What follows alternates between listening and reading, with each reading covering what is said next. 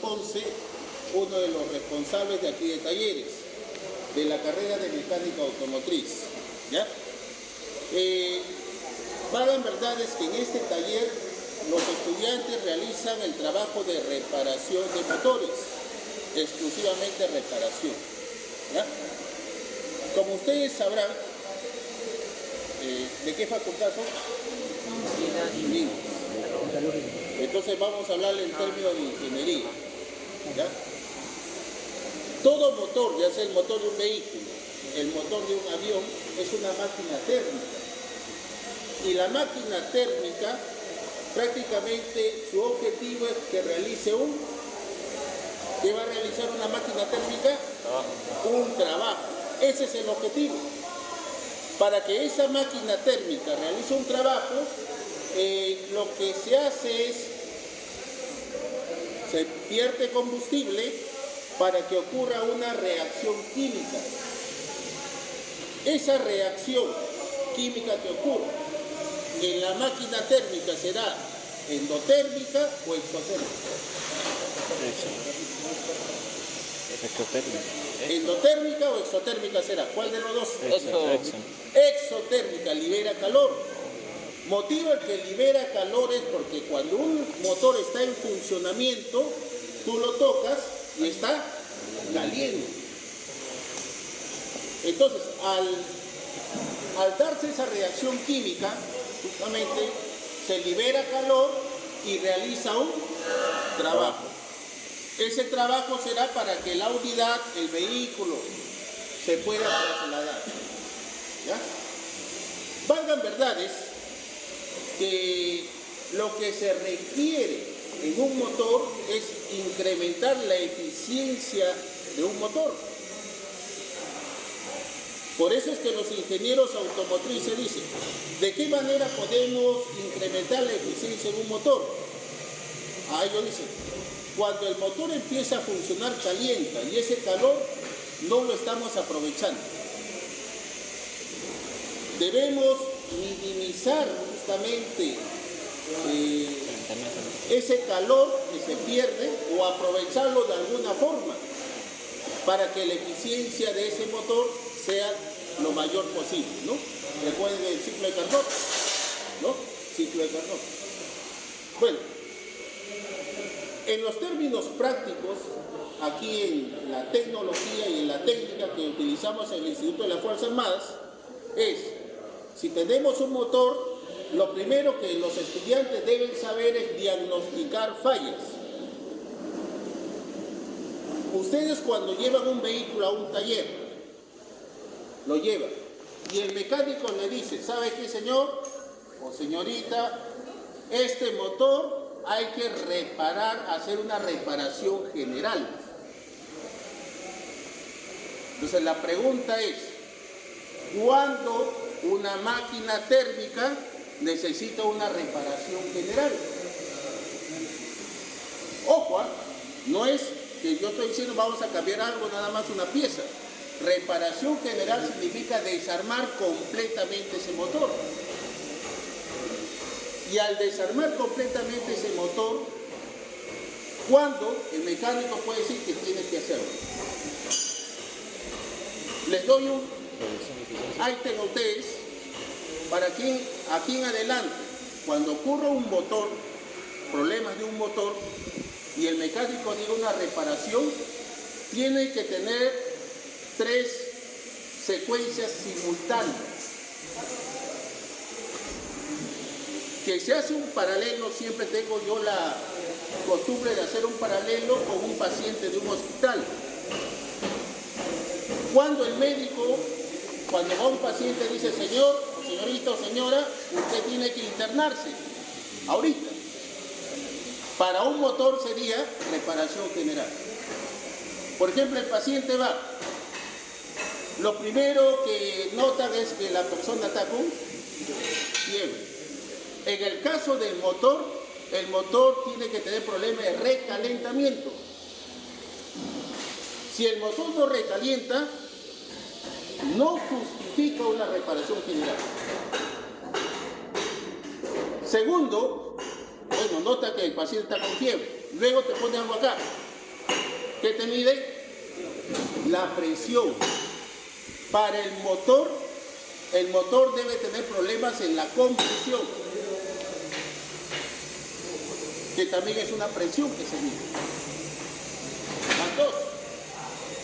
Y el tercero, que el médico pregunta al paciente, le dice, ¿tienes apetito? Y el paciente de repente responde, doctor, no tengo apetito, ya hace 2 o 3 días que no como. Y si como, de repente no asimilo la comida. Para el motor sería problema de alimentación o problema de consumo. Para el motor sería problema de consumo, o sea, consumo de combustible y consumo de aceite. Entonces, problema de temperatura, problema de presión y problema de consumo. Si tu motor no te consume combustible o de repente no te consume aceite, no vas a decir que ese motor necesita una reparación general. Entonces, cuando el médico dictamina que hay problemas en esos 3 factores, el médico dice, señor, usted se queda acá para hacer varios análisis y no puede salir, se queda acá internado. Y para el vehículo, ese vehículo necesita una reparación general. ¿Ya? Entonces, las situaciones que se dan, mira, en forma paralela. ¿Ya? Las 3 son las fundamentales. Hay 4, 5, 10, 15 o 20. Claro, son secundarias. Si el motor te consume aceite, te va a botar humo. Si el motor, en este caso, tiene problemas de temperatura o potencia, pierde potencia, ya son cosas secundarias. Si incrementa la temperatura, la potencia del motor va a disminuir, ya son situaciones ya secundarias. Pero básicamente, los 3 pilares fundamentales son esas 3 que les digo. ¿Ya? Entonces, de aquí en adelante, cuando vengan y observen una máquina térmica, esa máquina térmica, para decir que se necesita una reparación general, lo que tienen que hacer es problema de temperatura. Hay que chequear, verificar qué es lo que está pasando con la temperatura. Y en forma simultánea, problema de presión. Que nosotros utilizamos un instrumento llamado compresímetro y medimos esa presión. Y problema de consumo. Consumo, que es combustible y les digo esto porque en la calle hay veces me preguntan a mí, me dicen, mira, mi motor necesita una reparación general. Así te dice el mecánico. Yo le pregunto, ¿recalienta? Sí, recalienta. ¿Midieron la compresión? Sí, hay problemas en la compresión. ¿Te consume aceite? Sí, me consume aceite. ¿Te consume combustible? Sí, me... Reparación general. Así. Entonces nosotros, justamente en el campo de la ingeniería automotriz, también se requiere optimizar, o sea, aumentar la eficiencia de esa máquina térmica, motivo por el cual actualmente los motores utilizamos los sensores, los actuadores, todo ello agenciados electrónicamente, ¿no? Entonces, todavía la tecnología automotriz no ha llegado todavía a su punto más alto, porque hay situaciones que se requieren mejorar, porque como le dije, es una máquina térmica y toda máquina térmica tiene una eficiencia. Y no existe todavía una máquina térmica con una eficiencia al 100%, todavía. Pero la idea es llegar a eso, ¿no? Si Carnot estaría vivo, daría muchos aportes importantes en el campo de la ingeniería automotriz y la aviación. ahorita, ¿no? Bueno, ¿alguna inquietud por parte de ustedes? ¿No? Ya, la falla más común es el recalentamiento. Cuando inclusive un vehículo, un auto nuevo puede recalentar. Puede recalentar. ¿Por qué? Porque básicamente, por eso es que cuando ustedes compran un vehículo en vitrina, el vendedor les dice, señor, no lo recorra todavía su vehículo.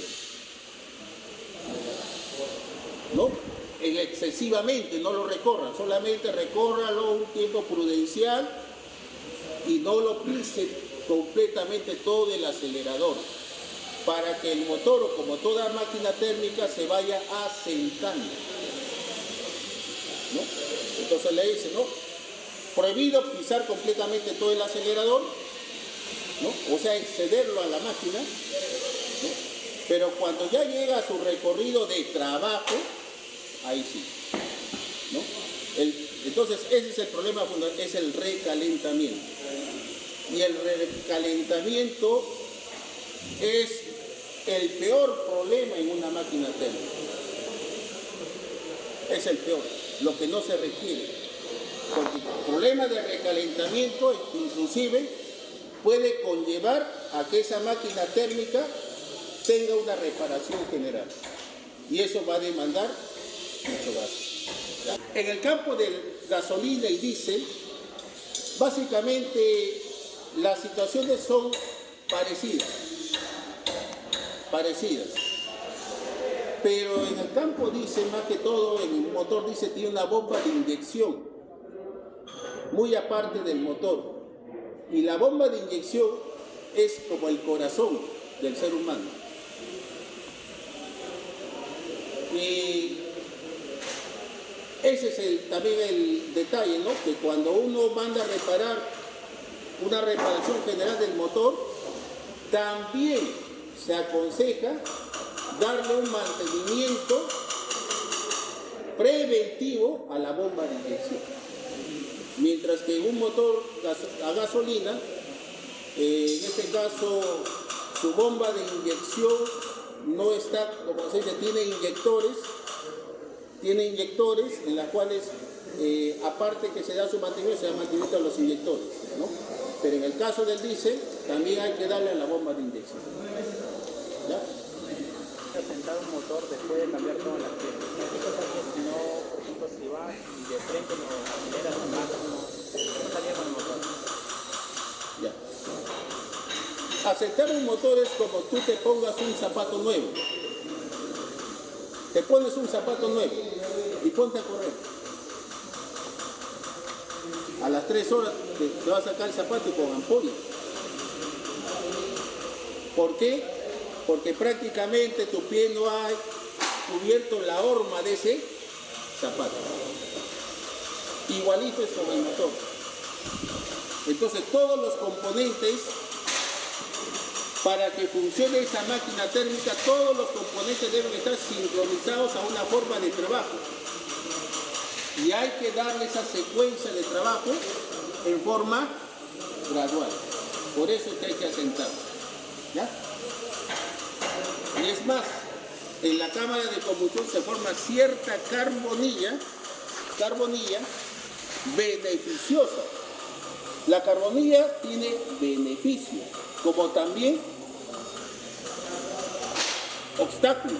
Exceso de carbonilla no sirve, y poca carbonilla tampoco. ¿Ya?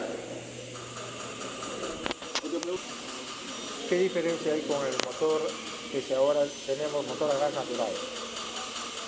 Ya. En lo que es el motor a gas natural, el GNV o el GNV, entonces hay ciertas cositas de que, en primer lugar, ese gas que ingresa a la cámara de combustión es frío, en comparación al combustible que es gasolina, que ingresa entre comillas, ¿no? Un poquito caliente. Entonces, los vehículos que nosotros, por ejemplo, convertimos no viene de fábrica, lo convertimos a un sistema dual, entonces no está preparado ese motor.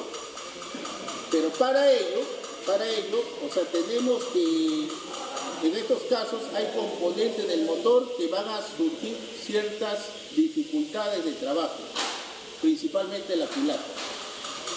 ¿Ya? ¿Por qué? Como el aire es frío, y si nosotros, por ejemplo, echamos un refrigerante del motor de mala calidad, ese refrigerante del motor de mala calidad, con el gas frío, se forma en los conductos de refrigeración ciertas gomas. Y esas gomas que ocurre ahí impiden que el líquido refrigerante circule correctamente, ¿no? Entonces son situaciones en las cuales tienen puntos desfavorables y también favorables. Es una energía más limpia, combustible más limpio, ¿no? Y en la actualidad está apareciendo ahorita en lo que es los combustibles ahora hidrógeno en el campo automotriz. De acá a 2 semanas va a haber una feria tecnológica, y en la feria tecnológica hay un docente que está haciendo como proyecto un motor alimentado con hidrógeno, ¿no? El agua, o sea, le echas agua al depósito, reacción química, ustedes ya saben, una reacción química, esa reacción química descompone en hidrógeno y oxígeno, ¿no? El oxígeno se va al medio ambiente y el hidrógeno va al sistema de alimentación de combustible. El aire que ingresa y se mezcla algo de gas con hidrógeno, entonces la potencia de ese motor se incrementa, ¿no? Hay que saber diferenciar en lo que es potencia y en lo que es par motor, ¿no? Potencia básicamente está asociada a la velocidad, y par motor a la fuerza. ¿Quién tiene en general más potencia, un auto o un camión? Más potencia. Auto tiene más potencia. ¿Y quién tiene mayor par motor? El camión. Fuerza. El camión está diseñado principalmente para fuerza, ¿no? Entonces, bueno, ha sido un gusto